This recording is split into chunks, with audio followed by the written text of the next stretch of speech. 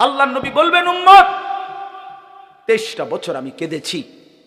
আমি নিজের পিঠ দেখাবে, আমরা কিতাবে পড়ছি, উর্দু কিতাবে আল্লাহর নবী বহু উম্মতকে নিজের পিঠ ছড়াইয়া দেখাবে, আমার উম্মত আমার পিঠটা দেখো, তায়েফের পাথরের আঘাতে আমার পিঠটা চালনির মতো ছিদ্র ছিদ্র হয়ে গেছে। আমি এই পরিমাণ পাথরের আঘাত সইলাম, আমি রক্তে দেহ ভাসায় ফেললাম, ক্ষুধার কষ্টে পেটে 2টা পাথর বাঁধলাম, উহুদের দান দান শহীদ করা রক্তে আমি বেহুশ হয়ে উহুদের ময়দানে পড়েছিলাম। আমার ঘরে 3 মাস চুলায় আগুন জ্বলে নাই, 3 মাস নবীর ঘরের চুলায় আগুন জ্বলে নাই। আম্মাজান আয়েশা কসম করে বলছে যে আমাদের কোনো বিবির ঘরে 3 মাস চুলায় আগুন জ্বলে নাই, আমরা শুধু খেজুর আর পানি দিয়ে জিন্দেগি কাটাইছি। তো নবী বলবে, হাদিস কোরআন তাফসিরে আছে বন্ধু, আল্লাহ তাআলা বলছে, বন্ধু নবীকে আল্লাহ বলছে, কোরআন শরীফে আছে সূরা নিসার মধ্যে আল্লাহ বলছে, বন্ধু আপনার সামনে আমি আপনার উম্মতের আমলনামা দেখাবো, আপনার সামনে খুলমু, আপনারে দেখাবো আপনার উম্মতের আমলনামা। এই নবী তখন আমলনামা দেখা যখন দেখবে পৃষ্ঠার পর পৃষ্ঠা নামাজ নাই, সেজদা নাই, 30 বছর মিথ্যা বললা, 30 বছর সুদ খাইলা, 50 বছর ধরে বিড়ি সিগারেট, 60 বছর 70 বছর এই নাফরমানির উপরে কথায় কথায় গালি, অবৈধ উপার্জন, হারাম, সুদ ঘুষ, মদ, জুয়া, চুরি, ডাকাতি, বেহায়া, বেপর্দা, জিনা, ব্যভিচার, অসভ্যতা, নোংরামি। আল্লাহর কসম নবী বলবে, উম্মত এটা কি দেখাইলি উম্মত আমার, এটা কি দেখাইলি, কার জন্য কাঁদলাম আমি কার জন্য পাথরের আঘাত সইলাম, আমি পেটে পাথর বাঁধলাম কেন তাইলে? এ কি আমল নামা? নামাজ কই, ফজর কই, 365 দিন তো পৃষ্ঠা উল্টাইলাম উম্মত, একটা সেজদা নাই, কোনো দিন ফজরের নামাজ নাই। আমি এই আমল নামা নিয়ে সুপারিশের জন্য মালিকের সামনে কেমনে দাঁড়াবো? নবী বলবে, উম্মত তুই আমার এত বড় মাথাটা কেমনে ছোট করে দিলি?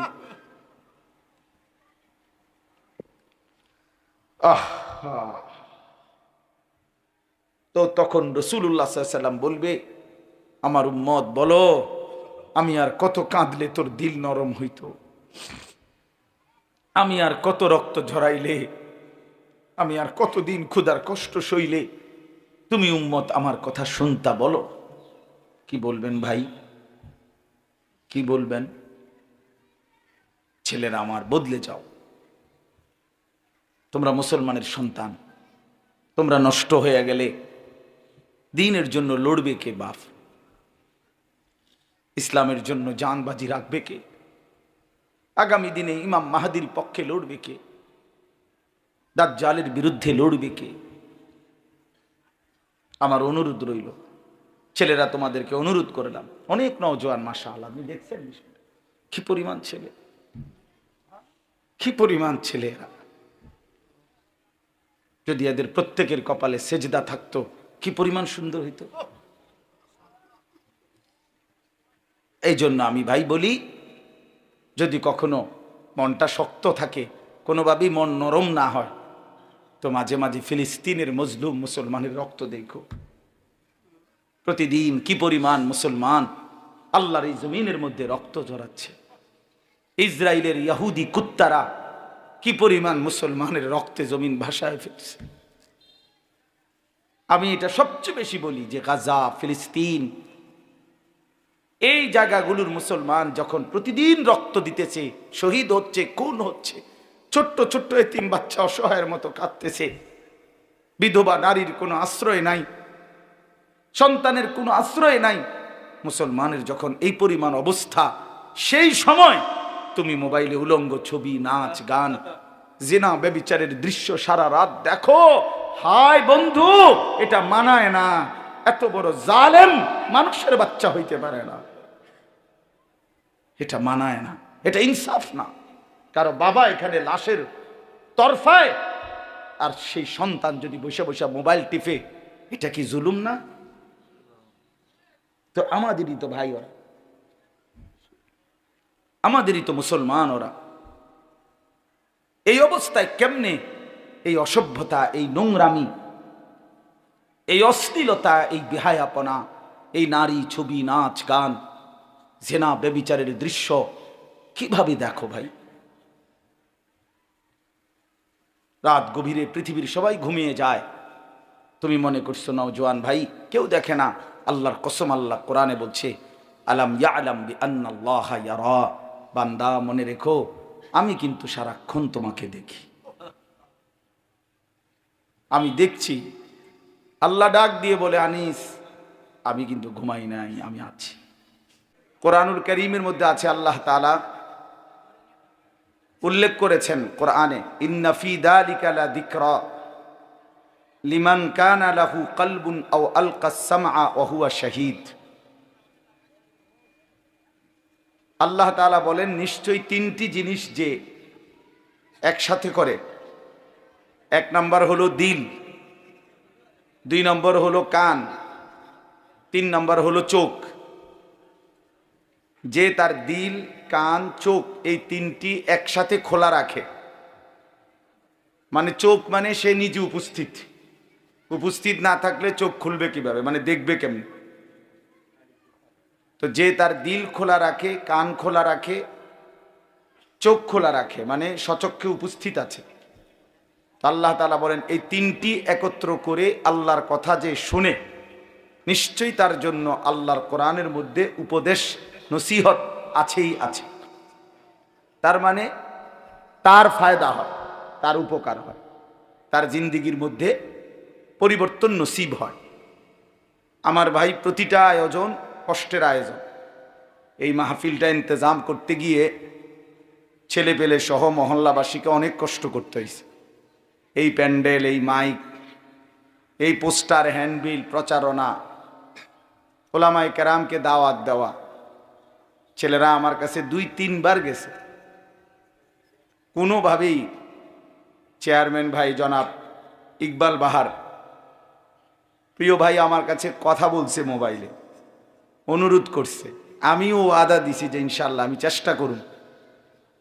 তাইলে এই সব মিলায়া আমি আপনার ঢাকা মোহাম্মদপুর আদাবর, ওইখানে আমার জুমার নামাজ, আমি সেখানে জুমা পড়াইয়া এরপরে এখন আসছি। পথে কোথাও দেরি করি নাই, জুমার নামাজ সালাম ফিরাইয়া সুন্নত 4 রাকাত পড়েই পিছনে আমার মুসল্লি অনেকে ডাকাডাকিও করেছে, আমি দৌড়ের উপরে গাড়িতে উঠে গেছি।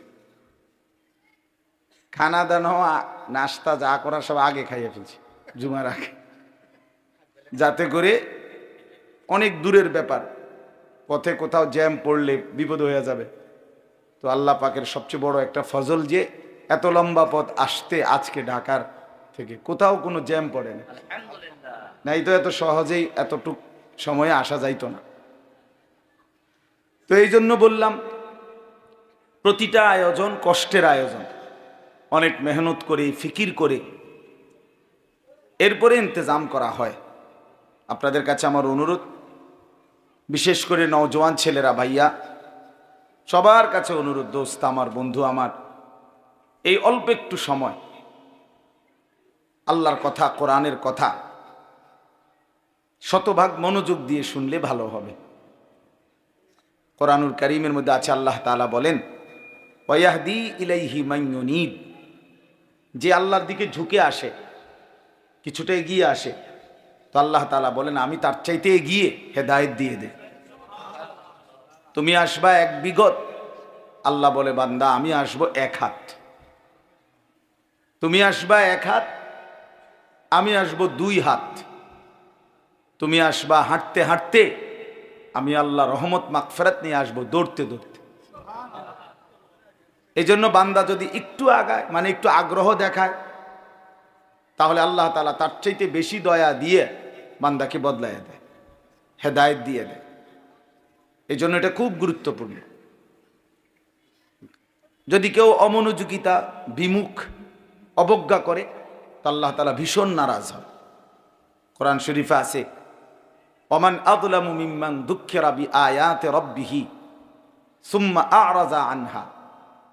আল্লাহ তাআলা বলেন, আমার আয়াত যার সামনে পেশ করা হলো, অথচ সে তার থেকে বিমুখ, মুখ ফিরাই নিল, অবহেলা করল, অবজ্ঞা করল, আল্লাহ তাআলা বলে তার চাইতে বড় জালেম, আজলাম, তার চাইতে বড় জালেম আর কেউ হইতে পারে না। এরপরে আল্লাহ আরো সাংঘাতিক কথা বলছে, ইন্না মিনাল মুজরিমিনা মুনতাকিমুন। আল্লাহ তাআলা বলেন এমন অপরাধী, এমন পাপীর কাছ থেকে আমি আল্লাহ নিজে প্রতিশোধ নেব। মুনতাকিমুন মানে আমি প্রতিশোধ গ্রহণকারী, তোরে আমি দেখে ছাড়ব। তুমি বান্দা আমার কালাম শুনতেছিলা, পড়তেছিল, বলতেছিল, তুমি কোনোই মনোযোগ দিলা না, ঠিক আছে, তোমার আমি দেখেছি। আল্লাহর সাথে কেউ পারবে তো? কথা বলেন না, এটা খুব গুরুত্বপূর্ণ। এজন্য আল্লাহর কথা মনোযোগ দিয়ে শুনতে। এজন্য দেখেন না ওলামায়ে কেরাম সবসময় বলে যে আজান হলে চুপ হয়ে যাইতে হয়। কেন? আজান শুনতে হয় মনোযোগ দিয়ে, আজানের জবাব দিতে হয়। বিশেষ করে সবগুলো আজান না হোক, কমপক্ষে ব্যক্তি তার কাছাকাছি যেটাতে সে নামাজ পড়ার নিয়ত করে ওই আজানের জবাব দেওয়া। এজন্য তার মানে হলো আল্লাহর নাম শুনলে বান্দার পুরা মনোযোগ সেদিকেই ফেরানো উচিত, সেদিকেই ফেরানো উচিত। কোরআনুল কারীমের মধ্যে আল্লাহ তাআলা বলেন, ইন্নামাল মুমিনুনা আল্লাযীনা ইযা যুকিরাল্লাহ ওয়াজিলাত কুলুবুহুম। আল্লাহ তাআলা বলে নিশ্চয়ই আমার মুমিন বান্দা তারা যাদের সামনে আমি আল্লাহর নাম যখন নেওয়া হয় তো তাদের অন্তরাত্মা কেঁপে ওঠে, দিল কাইপা ওঠে যে হায় আমার মালিকের নাম নিছে, আমার আল্লাহর নাম নিয়েছে।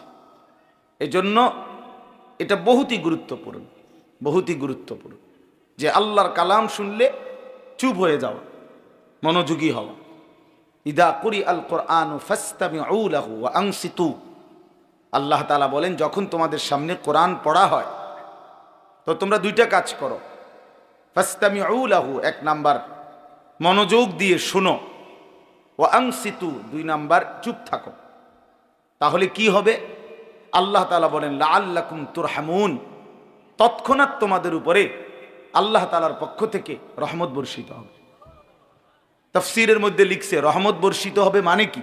মানে হলো আল্লাহ তাআলা তোমাকে ইবাদতের তৌফিক দান করবে, আল্লাহকে মানবার তৌফিক দান করবে। এটা হলো সবচেয়ে বড় দয়া। এজন্য ভাই আমার এবার একটা অনুরোধ আছে, অনুরোধটা একটু কষ্ট মনে হবে এখন, বাকি অনুরোধটা হইল যতগুলো ছেলের হাতে মোবাইল এগুলো সব বন্ধ করে ফেলতে হবে, নামায়ে ফেলতে হবে। সরাসরি আমাদের চেহারার দিকে তাকায়া নওজোয়ান তোমরা আল্লাহর ওয়াস্তে এই ভাইয়ের কথাটা শোনো, আমার দিকে তাকায়া শোনো, এতে বরকত হবে ভাই।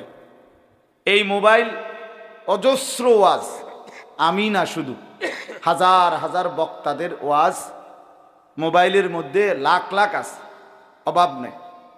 কাজেই মোবাইলে দেখার জন্য অন্য সময় সুযোগ হবে, কিন্তু এখন আমরা যেহেতু আসছি, আমি বললাম না কোনোভাবেই আমি মিলাইতে পারতেছিলাম না। আমার এশার নামাজের পরে মোসাগারা বয়ান, আমার লাস্টে শাহেদা গোপ মাদ্রাসায় বয়ান আজকেই।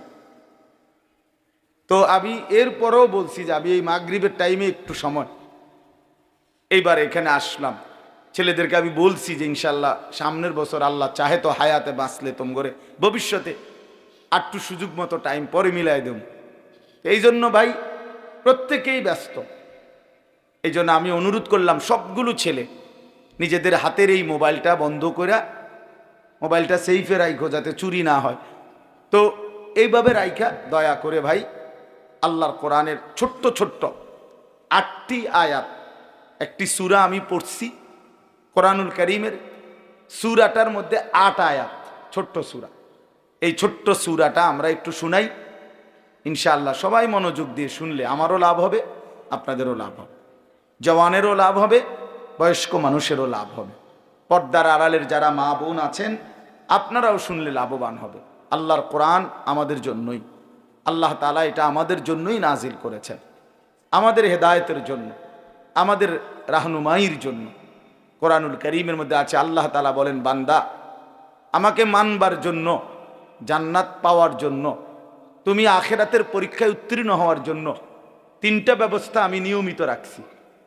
তুমি যাতে ফেল না মারো, তুমি যাতে পাশ করতে পারো, তুমি যাতে জান্নাতি হতে পারো, এজন্য 3টা ব্যবস্থা আমি আল্লাহ সর্বক্ষণ তোমার জন্য রাখছি। কয়টা ব্যবস্থা? এক নাম্বার, আমি আল্লাহ তাআলা তোমাকে যতগুলো হুকুম করেছি, যতগুলো নিষেধ করেছি, প্রতিটা হুকুম এবং প্রতিটা নিষেধ পালন করা এবং বর্জন করার, ছেড়ে দেওয়ার শতভাগ যোগ্যতা আমি আল্লাহ তোমার দেহের মধ্যেই দিয়েছি। আমাকে মানার যোগ্যতা সম্পন্ন একটা শরীর দিয়েই আমি আল্লাহ তোমাকে বানাইছি। এমন একটা হুকুম নাই আমার যেই হুকুমে এমন যে যেটা পালন করার কোনো সক্ষমতাই নাই শরীরে, অথচ আমি আল্লাহ বিধান দিছি, এটা হতেই পারে। বুঝেন নাই কথাটা? যেমন মনে করেন আল্লাহ তাআলা বলছেন রুকু করো, কিন্তু এখন আমার কোমরই বাঁকা হয়, তা আমি কেমনে রুকু করব? তাইলে না এটা জুলুম হইতো যে এটা একটা কথা বললেন, আমার কোমরটাই বাঁকা হয় না, আমি ওই ভাই লাইট এটা জ্বালায়ও না, বেটা ফালতু কোথাকার বেটা।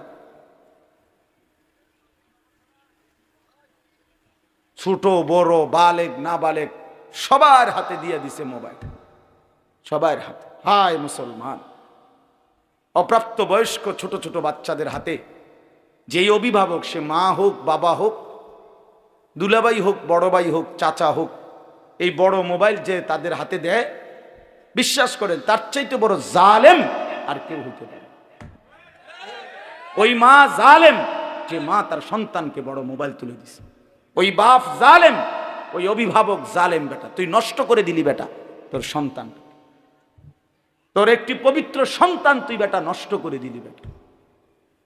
বাচ্চাটা কাঁদবে, কাঁদলে কি মানুষ মরে যায়? তো কানলে কি হইতে, নাহলে 2 দিন কানবো। বাচ্চা ভাত খাইতে চায় তো ভাত না খাইলে কি সেতে রৌদ্রে শুকাই থাকুক, অসুবিধা কি? মোবাইল না দিলে বাচ্চা কাঁদে, মোবাইল না দিলে বাচ্চা ঘুমায় না, মোবাইল না দিলে বাচ্চা খানা খায়। এগুলো কোনো যুক্তি হইতে পারে? আস্তাগফিরুল্লাহ, আস্তাগফির। এটা কোনো কথা হইতে পারে? এত বড় জুলুমের কথা। এই ছোট বাচ্চার হাতে কে দিল মোবাইল আপনি বলেন? কোনো হায়া লজ্জা নাই, কোনো অনুভূতি বিবেক নাই। এখানে ওলামায়ে কেরাম আছে, বয়স্ক বাবা চাচা দাদার বয়সী লোক আছে, কারো কোনো আকল তমিজ নেই। আমার যেমন চাইতা, আমার যেমন চাইতা। হাদিসের মধ্যে আছে রাসূলুল্লাহ সাল্লাল্লাহু আলাইহি ওয়াসাল্লাম বলেন, কুল্লু মাউলুদিন ইউলাদু আলাল ফিতরা, প্রতিটি মানব সন্তান আল্লাহকে মানার পূর্ণ যোগ্যতা নিয়েই মায়ের পেট থেকে ভূমিষ্ঠ হয়। ফাআবাওয়াহু ইউহাব্বিদানিহি আও ইউনাসসিরানিহি আও ইউমাজ্জিসানিহি।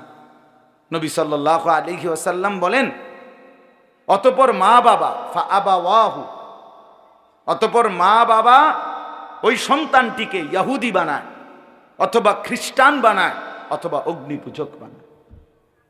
আপনি বলেন যে ঘরগুলোতে রঙিন টেলিভিশন চলে, 6 বছরের 7 বছরের বাচ্চা দিন রাত টেলিভিশন দেখে, নাচ গান দেখে, তো এই বাচ্চাটাই তো নিশ্চয়ই বাজার থেকে এই টেলিভিশনটা কিনে আনছে, ঠিক না? কথা বলেন। তাইলে কে আনলো এটা? অভিভাবক, তার অভিভাবক আনছে এটা। তাহলে এই বাচ্চাটা যে হিন্দি সিনেমার নর্তকী দেখে, এই বাচ্চাটা যে কাফের মুশরিক দেখে, এই বাচ্চাটাতে নাচ গান, অসভ্যতা, নোংরামি, ধর্ষণ, ব্যভিচারের দৃশ্য দেখে, তো তারে নষ্ট করে দিল কে? হ্যাঁ, তো রাসূলুল্লাহ সাল্লাল্লাহু আলাইহি সাল্লাম এটাই বলছে যে মা বাপ সন্তানকে নষ্ট করে দেয়। যে বাবার মুখে বিড়ি সিগারেট, সে তার সন্তানকে উপদেশ দিবে কিভাবে? যে বাবা মা কোনোদিন ফজরের নামাজ পড়ে না, এই অপদার্থ মা বাপ তার সন্তানকে শিখাবে কি?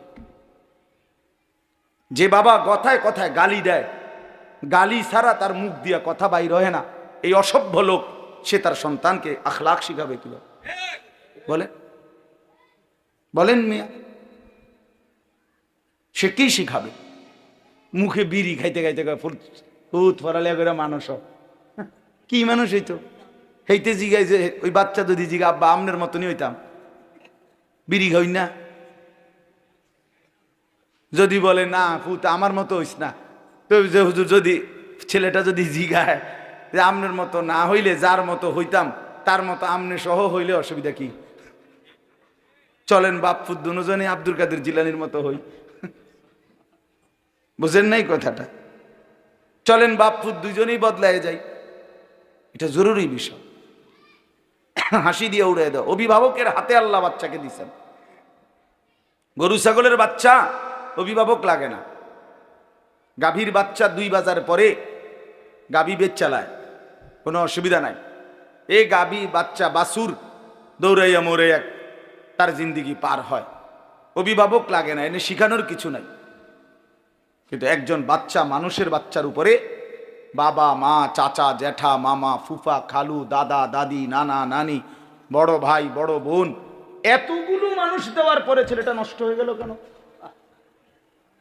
এতগুলো অভিভাবক, আস্তাগফিরুল্লাহ, এরপরও সে নষ্ট হয়ে গেল, সম্পূর্ণ নিজের মতো করে চলে ফিরে। এটা কি ধরনের কথা বাপ?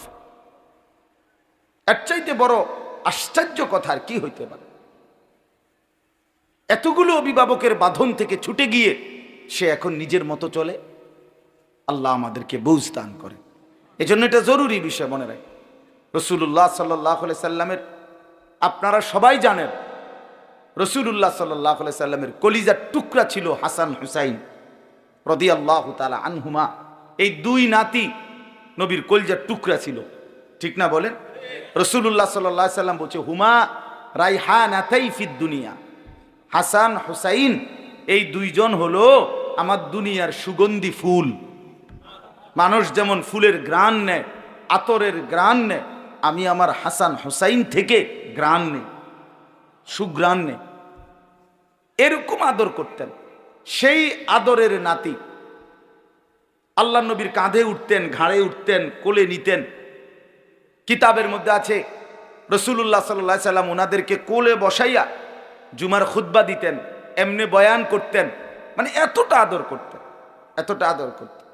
হযরতে হাসান মসজিদে ঢুকছেন, আল্লাহ নবী সাল্লাল্লাহু আলাইহি সাল্লাম দেখেই আগায়া গিয়া নাতিকে কোলে তুলে নিছেন। এত আদরের পরেও আমার বলার উদ্দেশ্য হলো, একদিন হযরতে হাসান মানে বড়জন, ওনারে নবীজি একদিন দেখছেন মসজিদে নববীর বারান্দায় কতগুলো খেজুর ছিল, খেজুর রাখছে, সদকার খেজুর, মান্নতের খেজুর কেউ একজন রাখছে। তো নবীজি সেগুলো এখনো বন্টন করে নাই, মানে দিবে, অভাবী দরিদ্রদের জন্য বন্টন করবে, মাত্র থুইছে আর কি, এখানে আইন না। এই সময় হযরতে হাসান, তিরমিজির হাদিস, হযরতে হাসান আইসা একটা খেজুর মুখে দিছে। ছোট মানুষ তো একটা খেজুর কি করছেন, নবী সাল্লাল্লাহু আলাইহি সাল্লাম এটা দেখছেন।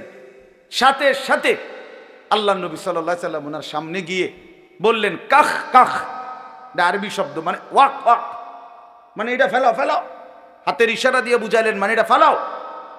ফেলে দিছেন উনি, হযরতে হাসানের মুখ থেকে এটা ফেলে দিছেন। ফেলে দিয়ে বলছেন, আমা তাআলাম ইন্না লা নাকুলু সাদাকা। নাতি, তুমি কি জানো না আমরা নবী বংশ, হাশেমি বংশ, আমাদের জন্য সাদাকা, মান্নতের জিনিস খাওয়ার অনুমতি নাই।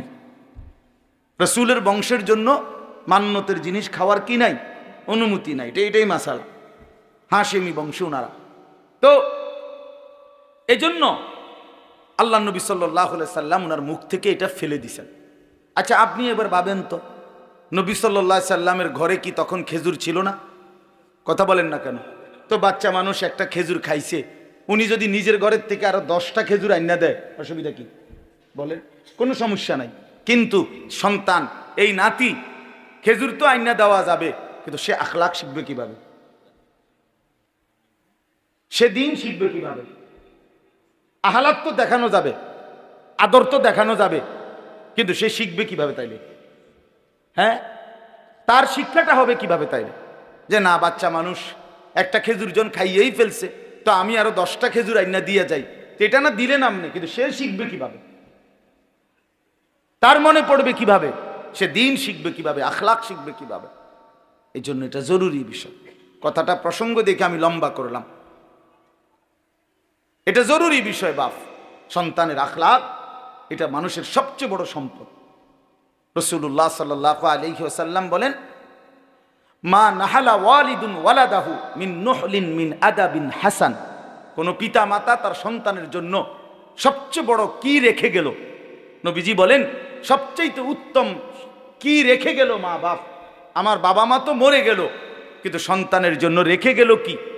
সবচেয়ে বড় যা রেখে গেল, আল্লাহ নবী সাল্লাল্লাহু আলাইহি সাল্লাম বলেন আদাবুন হাসান, উত্তম আদব, উত্তম আখলাক, উত্তম জিন্দেগি যে তার সন্তানের গড়ে দিয়ে গেল। আল্লাহর কসম নবী বলছে সেই মা বাপ তার সন্তানের জন্য সর্বোত্তম জিনিস দিয়ে গেল। সোফা দিয়ে গেছে, এটি থাকতো না। আমনে মইরা 20 বছরের মাথায় কবর থেকে আইসা দেখেন আমনের নিজের ঘরে আমনের ফার্নিচার একটাও নাই। হ্যাঁ হ্যাঁ, যদি জিজ্ঞাসা করেন নাতি পুত আমি যে বানাই দিছিলাম হেইটি কই, হে বলবে আব্বা এটি অন চলে না, আমনের সোফা এটি ফিসা দিয়ে ফিটটা হালাই দিছে, এটি অন চলে না, এটি বার্নি শিটটা গেছে, কোনা ভাঙ্গিয়া গেছে, নতুন পিছনের গুলো চলে না। দুনিয়া যতই সাজাই দিয়া যান, আপনার পরে এই দুনিয়া এগুলো থাকবে না, এগুলো থাকবে না। আমার দাদা মৃত্যুর ঠিক 12 বছর পরে আমি আমার বড় জ্যাঠাকে বলছিলাম, আমার দাদাও বড় সম্পদওয়ালা ছিলেন, 10 গ্রামে নামি দামি মানুষ ছিলেন আমার দাদা, হালের বলদ ছিল দাদার অনেক, বড় গৃহস্থওয়ালা ছিলেন, জমি জামা চাষাবাদ করতেন, অনেক বড় বাড়ি। ঠিক গুনা 12 বছর পরে আমার বড় জ্যাঠাকে বলছিলাম, জ্যাঠা আমার দাদার রেখে যাওয়া এত বড় বাড়ির স্মৃতিস্বরূপ আপনার কাছে আছে এমন একটা কিছু আমারে দেখান, একটা লবণের বাটি, কাচের প্লেট, একটা গ্লাস, জগ, মগ, কিছু একটা। বিশ্বাস করেন আমার জ্যাঠা চোখের পানি ছেড়া দিছে, দেখে বলছে ভাতিজা তোরে দেখাইবার মতো আমার বাপের কোনো কিছুই আমার কাছে নেই, কিচ্ছু নেই, একটা নুনের বাটিও নাই। এজন্য কোনো মা বাপ তার সন্তানকে ওই ঘর করে দিয়ে গেছে, বাড়ি করে দিয়ে গেছে, খাট বানাইয়া সোফা বানাইয়া করে দিয়ে এটি থাকতো না রে বাপ। ফ্রিজ কিনা এটি ফ্রিজ এত বছর থাকে না, এখন একটা ফ্রিজ 200 বছর থাকে না, এটি নষ্ট হয়ে যায়। নতুন মডেল আসে, নতুন আরো কোয়ালিটির মধ্যে বাড়ায়, যেটা মধ্যে এখন এই সুযোগ সুবিধা বার করছে। তো এখন মহিলা এই যে শুরু করবো ফ্যান যে এইটার মধ্যে বরফ হয় না, এটা আগেরটি বদলাই, এটা কেনেন যে এটা এখন এটার মধ্যে বরফ হয় না, মানে বরফ জমে না আর কি, এমনি ঠান্ডা থাকে, একই নন ফ্রস্ট না কি যেন এই। তাইলে প্রতিনিয়ত মডেল বদলায়, দুনিয়া বদলে যায়, দুনিয়া বদলে যায়, কিন্তু সেজদা বদলায় না। আজকের এই এক সেজদা আল্লাহর কসম রব্বুল আলামিন হাসরের ময়দানে জান্নাতে আল্লাহ তাআলা নিজ হাতে বলবে, বান্দা এটা তোমার এই সেজদার পুরস্কার। আল মাল ওয়াল বানুন জিনাতুল হায়াতিদ দুনিয়া।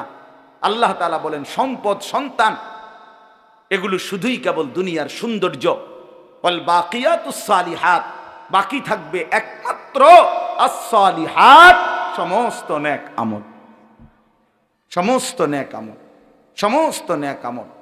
দুনিয়ার সবটাই শেষ হবে বান্দা, কিন্তু সেজদা, জিকির, তেলাওয়াত, তাসবিহ, কান্নাকাটি, তাহাজ্জুদ, আওয়াবিন, ইশরাক, দান, সাদাকা, গুনাহ থেকে বাঁচা, এটাই টিকে থাকবে একেবারে অনন্তকাল, আখিরাত জান্নাত পর্যন্ত।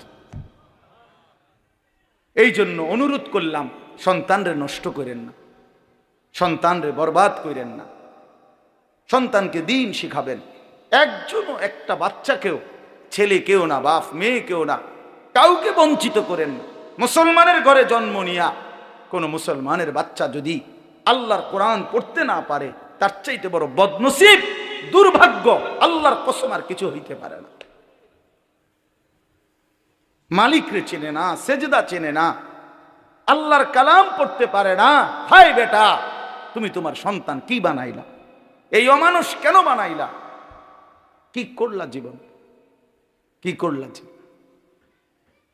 এই জন্য একজনও নিজের একটি সন্তানকেও আল্লাহর কোরআন থেকে বঞ্চিত করবেন না, নামাজ থেকে বঞ্চিত করবেন না।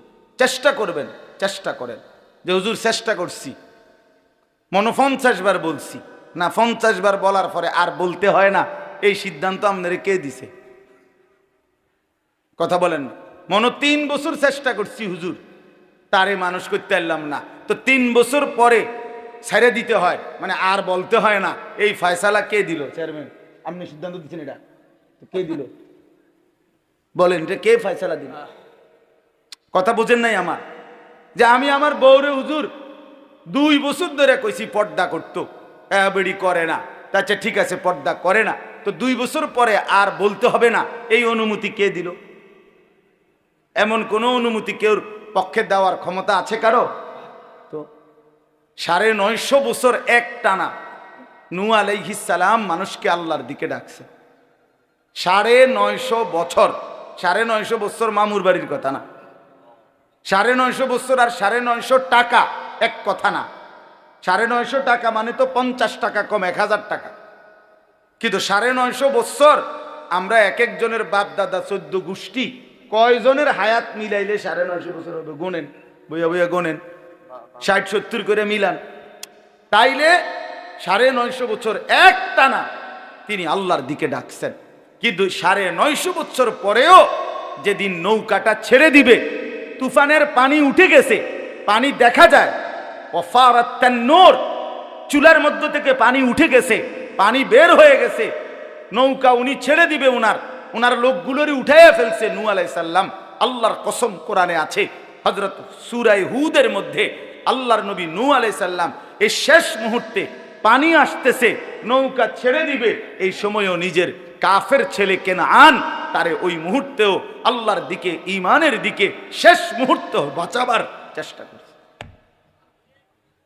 ইয়া বুনাইয়া রকাম মা'ানা, ছেলেটাকে বলছে বাপ আয় না, কালেমা পড়ে ঈমান পড়ে শেষবারের মতো বলছি বাপ আমার নৌকায় উঠে আয়, ডুবে যাবি বাপ। ছেলেটা বলছে না বাবা আমি উঠবো না, আমি তোমার ঈমান আনবো না। নূহ আলাইহিস সালাম বললেন তুই তো পানিতে ডুবে যাবি বাপ। ছেলেটা বলল সাআবি ইলা জাবালিন ইয়াসিমুনি মিনাল মা, কোরআন শরীফের আয়াত। ছেলেটা বলল ওই উঁচা পাহাড়ে গিয়ে আমি আশ্রয় নেব, তোমার খোদার পানি এত উপরে উঠবে না। কত বড় ফাজিল! কার সাথে সে যুক্তি দেখাচ্ছে? আল্লাহ পাকের সাথে। দেখেন এত বড় কথা বলছে যে আল্লাহ পানি এত দূর যাবে না, আমি পাহাড়ের উপরে উঠে বাইচা যাব পানি থেকে। তখনও নূহ আলাইহিস সালাম রাগ করে নাই। কোরআন শরীফে আছে, তিনি আবার বললেন লা আসিমাল ইয়াউমা মিন আমরিল্লাহ, আজকে আল্লাহর আযাব থেকে কেউ বাঁচাইতে পারবে না। এরে বাপ ভুল করিস না বাপ, ওই পাহাড়ে উঠেও বাঁচবি না। ছেলেটা কোনোভাবেই শোনে না। আহা, তাফসীরের মধ্যে আছে নূহ আলাইহিস সালাম হাত ধরে টান দিছে, বাপ আয় না, কালেমাটা পড়, শুধু আমার নৌকায় উঠে চলে আয়, বাইচা যাবি বাপ। এভাবে যখন বাপে টানতেছে, ছেলে ছুটে যাইতে চাইতেছে, কোরআন শরীফে আছে ওয়াহালা বাইনাহুমাল মাউজ, ঠিক এই সময় একটা ঢেউ আইসা একটা ধাক্কা দিছে, বাপ আর পুত জীবনের তরে আলাদা হয়ে গেছে। ফাকানা মিনাল মুগরাকিন, তখন ছেলেটা ডুবে যাইতে লাগছে। দেখেন এবার যখন হাত থেকে ছুটে গেছে, নূহ আলাইহিস সালাম নৌকা উঠা, আর ছেলেটা পানিতে হাবুডুবু খাচ্ছে, মানে ডুবতেছে। এই সময়ও এবার তো আর ধরবার সুযোগ নাই, তারে আর ডাকবার সুযোগ নাই। তো কোরআন শরীফে আছে এরপরে আয়াত যে নূহ আলাইহিস সালাম এবার আল্লাহ তাআলার কাছে হাত তুলছে, আসমানের দিকে 2 হাত তুলে বলছে আল্লাহ ইন্না ইবনি বিন আহলি, ওই যে ডুবে যাচ্ছে ছেলেটা, এটা আমার ছেলে। এই মাওলা, ছেলেটা আমার, ডুবে তো যাচ্ছে, আমি আর কি করতে পারি মাওলা, আমি আর কি করতে পারি? কিন্তু আমার মায়া তো যাচ্ছে না মাওলা, ও তো আমার সন্তান, ও তো এখন মরে যাবে, তো বেঈমান জাহান্নামী হয়ে যাবে মাওলা, আমি কেমনে সইব আমার সন্তানের আগুন? এই তখন কোরআন শরীফে আছে আল্লাহ তাআলা ডাক দিয়ে বলছে ইয়া নূহ ইন্নাহু লাইসা মিন আহলিক, এই নূহ সাবধান, আর একবারও বলবা না এত বড় নাফরমান সন্তান তোমার সন্তান হইতে পারে না।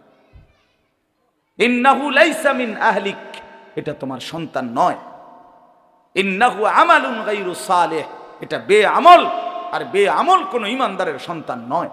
ফালা তাসআলনি, তুমি আর কিছু চেয়েও না আমার কাছে, হাত নামাও। এই তাফসীরের মধ্যে আছে এরপরে নূহ আলাইহিস সালাম হাত নামায় ফেলছে। তাহলে এক বাপ তার সন্তানকে ফিরাইবার জন্য চেষ্টা করছে মৃত্যুর শেষ মুহূর্তে পর্যন্ত। আমনে কোন 3 বার কইয়া 4 বারের বেলা হইতো না, অজাতের কি হইতো না, ও অজাত নিয়ে এটা আমনের ফুট, তারে অজাত বললেন কেন? হ্যাঁ, কেন বললেন? লা তাখুযুহু সিনাতুন ওয়ালা নাওম। রব্বুল আলামিন বলে আমার কোনো তন্দ্রাও নাই, ঘুমও নাই। ওমা মাসসানা মিন লুগুব, আল্লাহ বলেন কোন রকম ক্লান্তি আমাকে স্পর্শ করে না। লা ইয়াদিল্লু রব্বি ওয়ালা ইয়ানসা, আল্লাহ বলেন আমি পথ হারাই না, আমি আল্লাহ কারো কথা ভুলেও যাই না। ওমা কুন্না আনিল খালকি গাফিলিন, আল্লাহ বলেন আমি আমার একটা সৃষ্টির ব্যাপারেও গাফেল নই। আল্লাহ বলেন ওয়ামা ওয়াকাফা বিদুনুবি ইবাদিহি খাবীরাম বাসীরা, আল্লাহ বলেন আমার প্রতিটি বান্দার যাবতীয় গুনাহের ব্যাপারে আমি আল্লাহ একাই খবর রাখতে পারি, একাই সচক্ষে দেখি। সুবহানাল্লাহ। কেমনে ফাঁকি দিবা? আল্লাহকে ফাঁকি দিবেন কেমনে? বন্ধু আমার, কেমনে আল্লাহরে ফাঁকি দিবেন? ওমা রব্বুকা বিগাফিলিন আম্মা তা'মালুন, আল্লাহ বলে বান্দা তোমরা যা করছো আমি আল্লাহকে এক মুহূর্তের জন্য গাফেল ভেবো না, গাফেল ভেবো না। আমি আল্লাহ গাফেল নই। রাত ৩টায় আমি যেমন দেখি দিনের আলোতেও আমি তেমনই দেখি। দেখে কিনা বলেন? দেখে কিনা বলেন? হ্যাঁ। وعنده مفاتيح الغيب لا يعلمها إلا هو, আল্লাহ বলেন অদৃশ্যের যাবতীয় চাবি আমি আল্লাহর হাতে, আমি ছাড়া আর কেউ তা জানে না।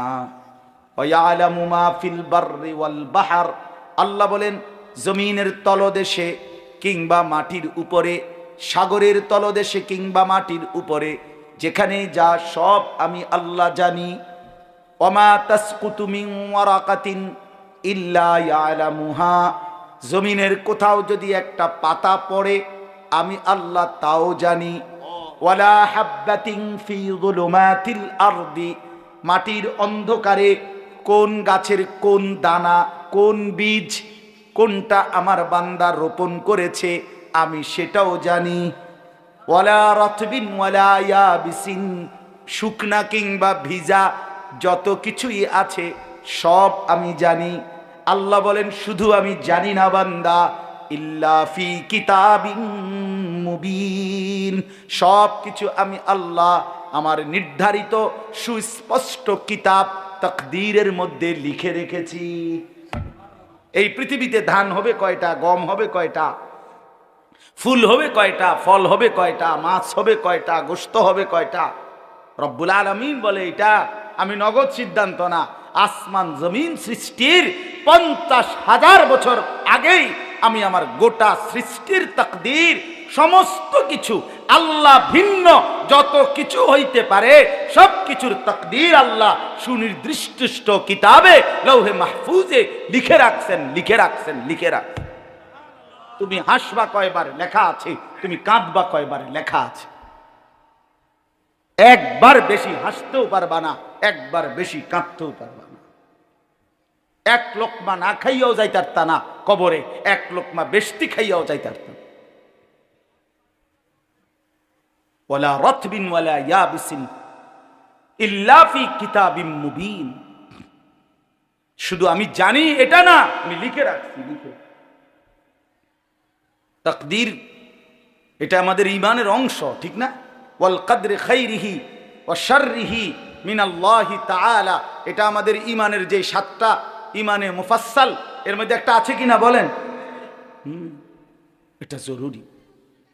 চলেন ইনশাআল্লাহ নওজোয়ান ছেলেরা নিয়ত করো নামাজ পড়বো ইনশাআল্লাহ। বলো ভাই, বলো না ইনশাআল্লাহ। আরে জোরসে বলো ইনশাআল্লাহ বেটা। আল্লাহ তৌফিক দান করে। এটা পাক্কা নিয়ত কর। ফজরের নামাজ বরকতই আলাদা, ফজরের নামাজ পড়ার বরকতই আলাদা, বিশ্বাস কর। কষ্ট, এটা কোনো কষ্ট নাই। মোবাইল কিনলে হয়, মোবাইলের মধ্যে 5টা অ্যালার্ম আছে। মোবাইলের যে অ্যালার্মের ঘরটা এটার মধ্যে এই যে 5টা, আমার এই যে এখন অ্যালার্ম দেওয়া আছে 5টা 10, 5টা 20, দেখেন 5টা 30-এ জামাত, তো এই সময় হইলে আমার চলে উঠা, আমি ঘুমাই 3:30 4টা। তো এই যে এই 2টাই অ্যালার্ম দেওয়া, 5টা অ্যালার্ম দেওয়া যায়, মোবাইল বন্ধ রাখলেও অ্যালার্ম বাজে, চার্জ থাকলেই হয়। হ্যাঁ, তো 5টা অ্যালার্ম দেওয়া যায়। চায়না মোবাইল আছে যেগুলার এই পিছন দিয়ে পুরাটা স্পিকার এরকম, এইটার আওয়াজ ভয়ঙ্কর আওয়াজ, একবারে পুরা ইউনিয়ন শুদ্ধা, হ্যাঁ শ্রীকেল শুদ্ধা খবর হয়ে যাবে। এইটা এরকম 1200-1300 টাকা দাম, ওইগুলো একটা কেন, ওইগুলা কাছে রাখো, অ্যালার্ম দিয়ে রাখো, ওইটার আওয়াজে উঠে যাবে। অ্যালার্মওয়ালা ঘড়ি আছে, হ্যাঁ ওইটা না। আমার 3টা মোট, মানে আমার কাছে আমিগুলো, ওই যে আমি যেহেতু অনেক রাতে ঘুমাই 3:30 4টায়, তা আমার তো এমন ঘুম চাপে তখন যে আমার আর আছে 1 ঘন্টা, কিন্তু আমি না ঘুমাইও উপায় না, এতক্ষণ আমি বসে থাকতাম কেমনে।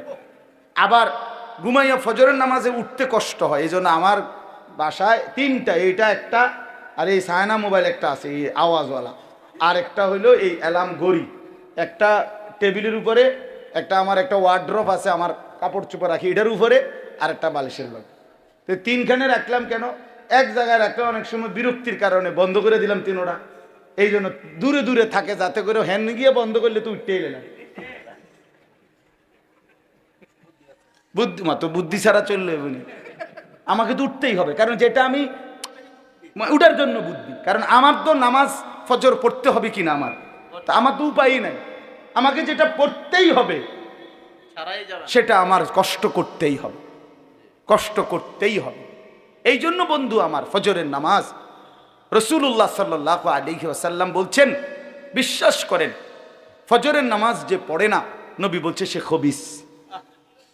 একেবারে আল্লাহর কসম, রাসূলুল্লাহর স্পষ্ট হাদিস, ওয়া ইল্লা আসবাহা খাবিসান নফস, নবীজি বলছে ফজর ছাড়া যার ভোর হয় সে খবিস, কাসলান, সে অলস, অপদার্থ। রাসূলুল্লাহ সাল্লাল্লাহু আলাইহি সাল্লামের স্পষ্ট হাদিস, নবীজি বলছে যে ফজরের নামাজ পড়ে না, দাকা রাজুলুন বালাশ শাইতানু ফি উযুনাইহি, যে ফজর পড়ে না সে হলো এমন মানুষ যার 2 কানে শয়তান মুত্তা দিছে। বালাশ শাইতানু ফি উযুনাইহি, 2 কানে কে মুত্তা দিছে? শয়তান। আচ্ছা কোন তো শয়তান কি এমনি 6 মাসের বাচ্চা নেই না 8 মাসের বাচ্চা? 6 মাস শয়তান অনেক বুড়া, অনেক বয়স্ক, কারণ শয়তান তো আর আজকে কালকের শয়তান না, বহুত আগের শয়তান না হইতে, তাইলে এই জন্য তার বয়স যেহেতু বেশি, ফেসাবো বেশি। এই জন্য যেই অপদার্থ ফজরের নামাজ পড়ে না, তোর সারা শরীর সারা বিছনায় শয়তান মুত্তা দেয়। এই জন্য বেনামাজি যেগুলো ফজরের নামাজ পড়ে না, এগুলো ফজরের নামাজ না পড়ে যারা ওঠে, এগুলারে গোসল কইরা রৌদ্রের মধ্যে টাঙ্গাইয়া থোয়া দরকার, যাতে দুর্গন্ধ কমে। লজ্জা শরম যদি থাকে, কেন সেজদা দিবেন না? মানে কেন সেজদা দিবেন না? আল্লাহকে সেজদা কেন দিবেন না বলেন মিয়া? কোরআনুল কারীমের মধ্যে আছে স্পষ্ট ভাব, আল্লাহ তাআলা বলছেন ইবলিসকে, ইবলিস সেজদা দিলি না, আজকের থেকে তুই শয়তান। গতকালকেও সে শয়তান ছিল না? ছিল। তারে আগে কি শয়তান বলতো? সে তো মুআল্লিমুল মালাইকা ছিল, সে ফেরেশতাদের শিক্ষক ছিল। যেদিন সেজদা দেয় নাই, সেদিন থেকে তার পরিচয় হলো কি? শয়তান। এই জন্য যে সেজদা দেয় না সে শয়তান, যে সেজদা দেয় না সে রাজিম। রাজিম, ফখরুজ ফাইন্নাকা রাজিম। আল্লাহ বলছে বের হ, তুই অভিশপ্ত, রাজিম। আউযু বিল্লাহি মিনাশ শাইতানির রাজিম, কোরআন শরীফের আয়াত। আল্লাহ বলছেন যে সেজদা দেয় না এই ইবলিসকে আল্লাহ বলছে ওয়া ইন্না আলাইকাল লা'নাতা ইলা ইয়াউমিদ্দিন, এটা কোরআনের আয়াত।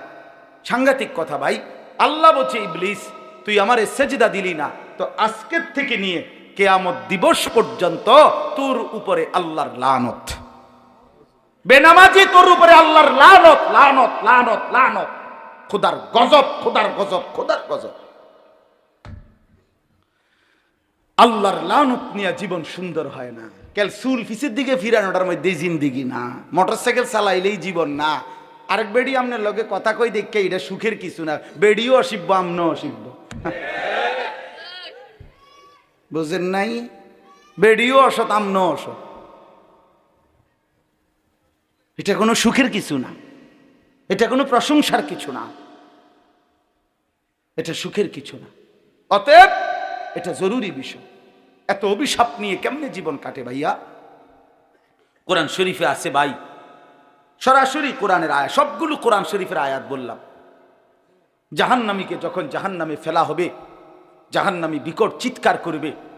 কোরআন শরীফে আছে ফেরেশতা তখন বলবে মা সালাকাকুম ফি সাকার, এই বেঈমান জাহান্নামে কেন আসলি? এই তখন কোরআন শরীফে সরাসরি আয়াত। জাহান্নামী ফেরেশতাকে বলবে ক্বালু লাম নাকু মিনাল মুসাল্লিন। কি কোরআনের আয়াত কি না এটা? জাহান্নামী বলবে ফেরেশতা ভাই কেন জাহান্নামী হলাম?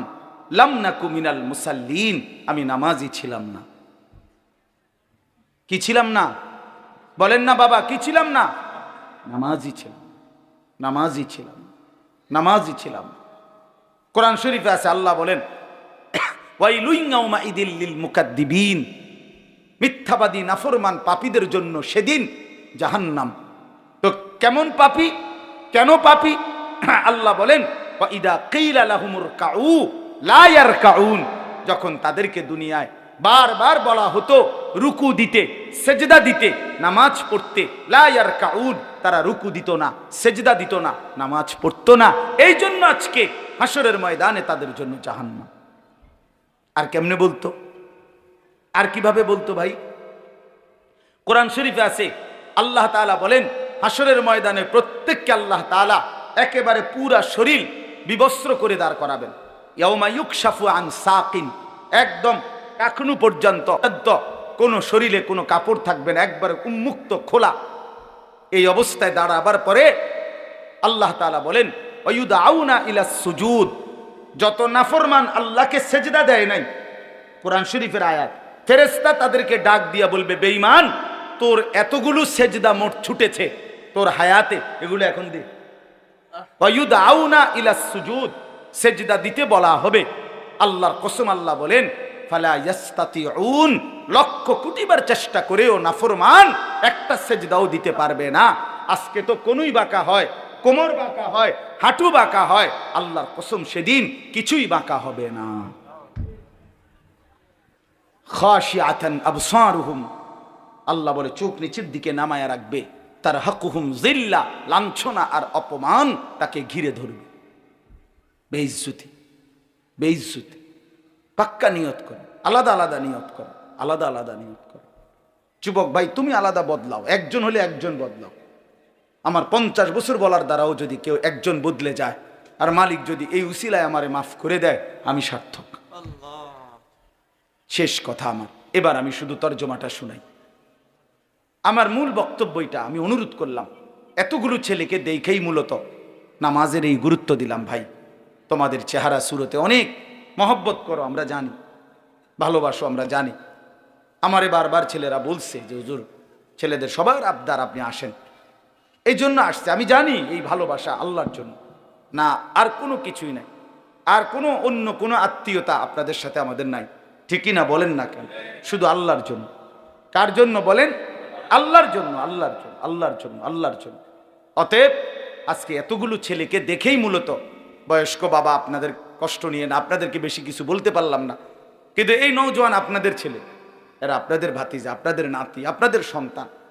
এরা যদি নামাজি হয় ইসলামের রং বদলে যাবে, বাতিলের অন্তরাত্মা কাঁপবে, ইসলামের দুশ্মনদের ভিত নড়ে যাবে, ভিত নড়ে যাবে। প্রতিদিন প্রতি মুহূর্তে এই আমার এই ছোট্ট বাংলাদেশেও ইসলামের বিরুদ্ধে প্রতিদিন সারা পৃথিবীব্যাপী বহুমুখী ষড়যন্ত্রের সকল কার্যক্রম বাংলাদেশেও প্রয়োগ করা হয়। ষড়যন্ত্র একদিনও বন্ধ নাই, দুশ্মনী একদিনও বন্ধ নাই। ইসলাম, মুসলমান, উলামায়ে কেরাম, দ্বীন, ধর্ম, এদেরকে নিশ্চিহ্ন করার জন্য হাজারো রকমের জাল বেঈমানরা পাইতা রাখছে। আল্লাহ আমাদের সন্তানদেরকে আমাদের কাছেই ইসলামের জন্য ফিরায়া দেন। নবী সাল্লাল্লাহু আলাইহি সাল্লামের আখেরি ওসিয়ত ছিল ভাই, নবীজি যখন দুনিয়া থেকে বিদায় নেয়, আম্মা জান আয়েশা রাদিয়াল্লাহু তাআলা আনহার বুকে মাথা রাখা অবস্থায় জিব্রাইল এবং মালাকুল মউত আজরাইল, এই দুইজন সামনে নবীজির রুহু কবজ করবে। এখন এই মুহূর্তে নবীজি বললেন, আয়েশা আজরাইল আর জিব্রাইল আমার সামনে, তাদের দুইজনকে সাক্ষী রেখে আমার উম্মতের জন্য আমি শেষ কথা আয়েশা তোমার কাছে বলে গেলাম, আসসালাত আসসালাত আসসালাত। আমার উম্মতরে বইল নামাজ ঠিক রাখতে, নামাজ ঠিক রাখতে। আমি গেলাম আয়েশা আমার মালিকের কাছে, ওরারে বইল নামাজ ঠিক করে আনতে, আমি ওদের জান্নাত ঠিক করে দেব, জান্নাত ঠিক করে দেব। হযরতে ওমর রাদিয়াল্লাহু তাআলা আনহু, ওমর 10.5 বছর মুসলমানদের খলিফা বাদশাহ ছিলেন। ফজরের নামাজে 10.5 বছর পরে উনি ইমামতি করতেন। ফজরের নামাজে ইমামতি অবস্থায় প্রথম রাকাতে এক ছদ্মবেশী কাফের অগ্নি পূজক প্রথম কাতারে লুকাইয়া ছিল। সে কোমর থেকে ধারালো ছুরি বাহির কইরা হযরত ওমরের কোমরের মধ্যে 8 থেকে 10টা ছুরির ঘাই দিছে। এই ছুরির ঘাই দেওয়ার পরে ওনার এই পাঁজর এই পাশের কোমরের একদম সব ছিদ্র হয়ে গেছে, নাড়ি বুড়ি বের হওয়ার উপক্রম, রক্তে ভাইসা গেছে। বাম হাত দিয়া উনি নিজের এগুলো চাপ দিয়া ধইরা এরপরে ডান হাতে প্রথম কাতারে উনার বরাবর পিছনে দাঁড়াইছে যিনি, হযরত আব্দুর রহমান ইবনে আউফ রাদিয়াল্লাহু তাআলা আনহুকে, সাহাবীকে টাইনা ইমামের জায়গা আইনা দাঁড় করাইছে। নিজে সরে গিয়ে পড়ে যাইতে যাইতে বলছে, আব্দুর রহমান আগে ফজরের নামাজ শেষ করো, এরপর আমারে ধইর। আমরা কিতাবে পড়ছি বাপ, কাটা মুরগির মতো ওমর রক্তের উপরে লাফাইছে, তরফাইছে। সাহাবায়ে কেরাম এরপরও আগে ফজরের নামাজ পড়ছে, এরপরে উনারে ধরছে। এর ঘরে নিয়ে গেছে উনারে, কামরায় চকির উপরে শোয়াইছে, মুখ দিয়া ওষুধ দিচ্ছে, এদিক দিয়া বাইর হয়ে যাইতেছে। আরবি কিতাবে পড়ছি আমরা। হযরত ওমর বুঝা ফেলছে উনি আর বাঁচবে না। কিতাবে লিখছে উনি ওনার ছেলেকে ডাক দিয়া বলছে, আব্দুল্লাহ ইবনে ওমরকে বলছে, আব্দুল্লাহ তুই আমারে চকির থেকে নামায় দে, আমারে মাটিতে রেখে দে, আমার গালটা মাটির সাথে লাগায় দে, আমি একটু মাটিতে গড়াগড়ি করে আমার জীবনটা দিতে চাই, যেন আমার এই মাটির গড়াগড়ি দেখা আমার মালিকের দয়া হয়, আমারে যেন মাফ করে দেয়। এই ছিল আমিরুল মুমিনিন ওমরের জিন্দেগি। উনি বলছে, দা খাদ্দি আলাল আরদ, আমার গালটা মাটিতে রেখে দাও, আসা রব্বি আইয়ার হামানি, বাদশার মতো মরতে চাই না, চকিতে মরতে চাই না, মাটিতে ফেলে দাও, মাটিতেই পড়ে থাকি, যেন আমার আল্লাহ, আসা রব্বি আইয়ার হামানি, আমার আল্লাহ যেন আমার একটু দয়া করে। নিয়ত করলাম তো ইনশাআল্লাহ, ছেলেরা ভাই নিয়ত করছো না ইনশাআল্লাহ? আল্লাহ তোমাদেরকে হিম্মত দান করেন, আল্লাহ তাআলা কবুল করেন।